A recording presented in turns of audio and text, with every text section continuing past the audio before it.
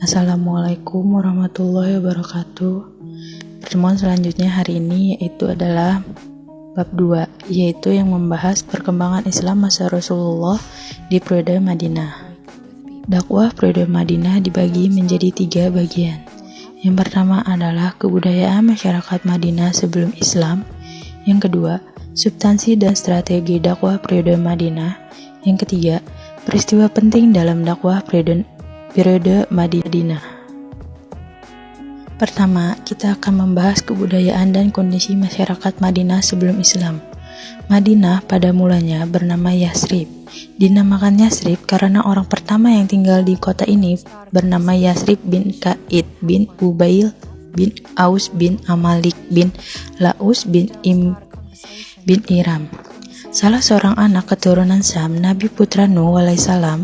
Kota ini sudah terbentuk kurang lebih 1600 tahun sebelum Masehi.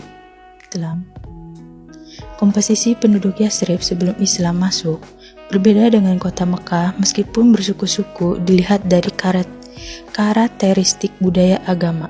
Penduduk Mekah memiliki sifat yang homogen sebagai penyembahan berhala. Sedangkan wilayah Yasrib memiliki penduduk selain terdiri atas beberapa suku, juga ada suku Yahudi di mana dominan memeluk agama Samawi dan ada juga pemeluk Nasrani. Dilihat dari struktur sosial dan budaya, penduduk Yasrib cenderung lebih heterogen dibandingkan Mekah. Mereka terdiri atas berbagai macam etis dan kepercayaan serta memiliki adat istiadat sendiri dari masing-masing suku.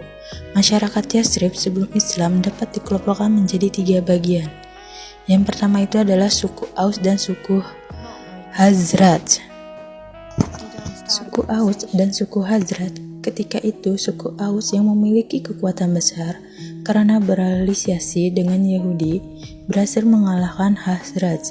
Pada musim haji, suku Hazraj mencoba mencari dukungan suku Quraisy. Di Mekah pada kesempatan itu Rasulullah SAW mencoba menarik simpati suku Hazraj dengan mengajaknya memeluk Islam. Tetapi ajakan itu ditolak oleh mereka. Selanjutnya, justru suku Aus menaruh simpati terhadap ajaran Rasulullah SAW dan melakukan konsolidasi dalam Bait Aqabah pertama dan Bait Aqabah kedua. Akhirnya, suku Aus menyadari betul bahwa kemenangannya atas suku Hazraj bukanlah hal menguntungkan, bahkan menjadi titik awal kehancuran di tengah suku-suku Yahudi. Yang kedua adalah kaum Yahudi. Ketika kaum Yahudi berada di bawah tekanan bangsa Asyur dan Romawi, mereka cenderung berpihak kepada orang-orang Hizat. Walaupun pada dasarnya mereka adalah orang-orang Ibrani, setelah bergabung dengan orang-orang Hizat, gaya hidup mereka berubah menjadi gaya hidup orang Arab, berbahasa Arab, serta mengenakan pakaian yang biasa dipakai orang Arab pada umumnya. Hingga nama-nama dan nama kabilah mereka disebut dengan nama-nama Arab dan pada akhirnya mereka pun menikah dengan orang selanjutnya. Dalam perdagangan, kaum Yahudi menerapkan sistem riba. Mereka memberikan pinjaman kepada pemuka dan pemimpin bangsa Arab. Dari uang yang mereka pinjamkan, mereka mengambil lahan serta tanah sebagai jaminan.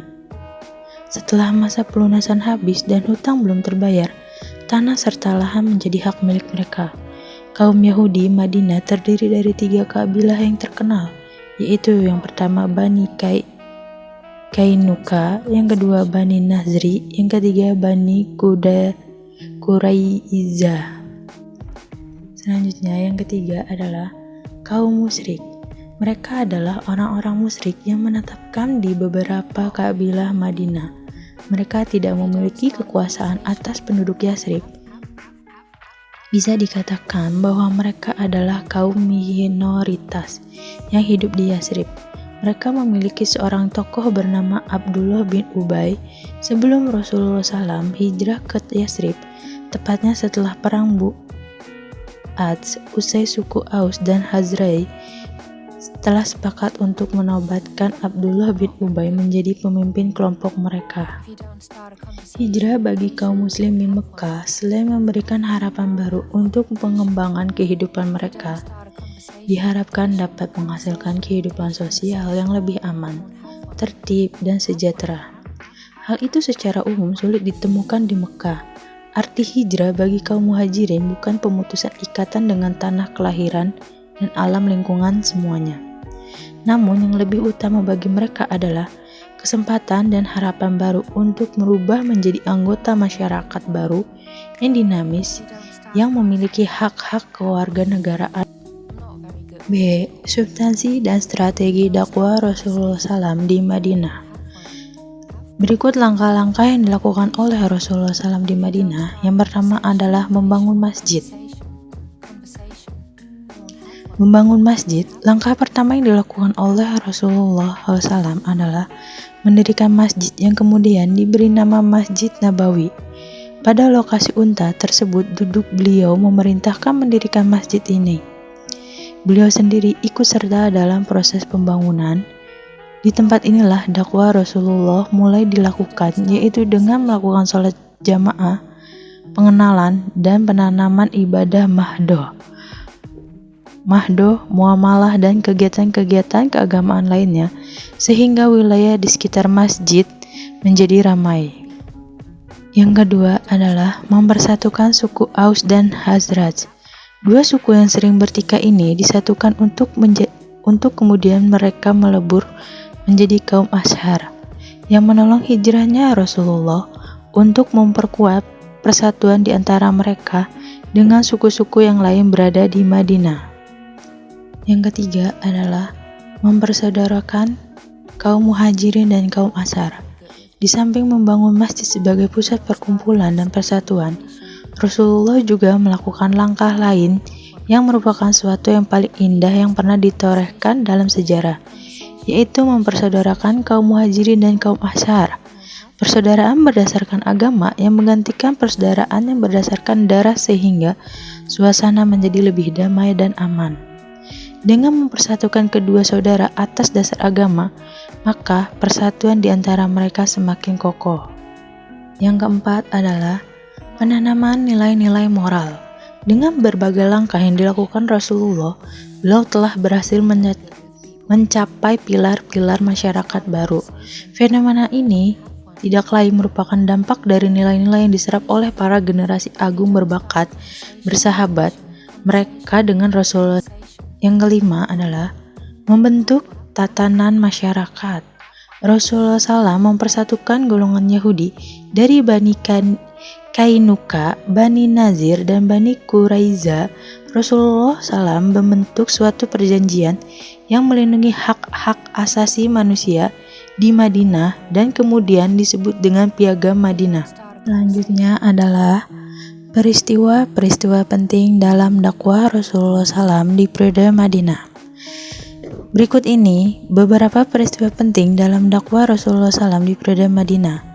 1. Piagam Madinah atau Mitsak Madinah. Inti dari Piagam Madinah adalah sebagai berikut. Yang pertama adalah kaum Yahudi berserta kaum Muslim wajib turut serta dalam peperangan. Yang kedua adalah kaum Yahudi dari Bani Auf diperlakukan sama dengan kaum Muslimin. Yang ketiga adalah kaum Yahudi tetap dengan agama Yahudi mereka dan demikian pula dengan kaum Muslimin.